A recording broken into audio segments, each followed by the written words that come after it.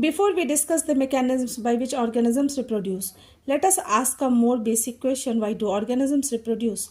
After all, reproduction is not necessary to maintain the life of an individual organism. Unlike the essential life processes such as nutrition, respiration, or excretion, when we talk about life processes, all life processes are important for the survival of an organism on Earth. Like other life processes, um, reproduction is equally important. It is important for the continuity of life on Earth. It is important to increase population of a species. So we can define reproduction as the process by which all organisms multiply in number and increase their population. Organisms reproduce and produce offsprings of their own kind. And so it is an essential process for the existence of a species and continuation of life on Earth.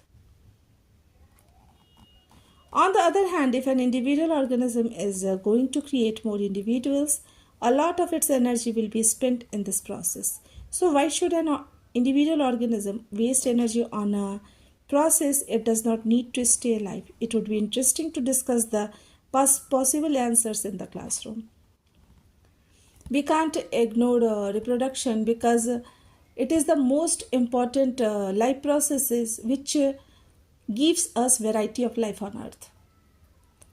Because if life will be not continued, because we have a certain lifespan, after that we will not be on this earth. And if we will not continue life, the earth will be a barren land. There will be no life. So reproduction introduces variety of life on earth. And we have different varieties, so many varieties that even we don't know many of the species of different organisms. So it is very much needed. Reproduction is needed for the continuation of life. It is needed for the preservation of species, such as when we talk about dinosaurs. Many of the organisms do not exist today because they can't survive.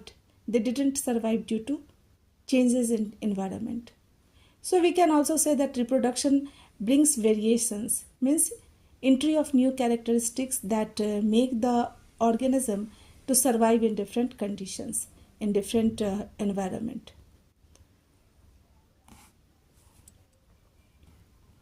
Whatever the answers to this question, it is obvious that we noticed organisms because they reproduce. If there will be only one non-reproducing member of a particular kind, it is doubtful that we would have noticed its existence.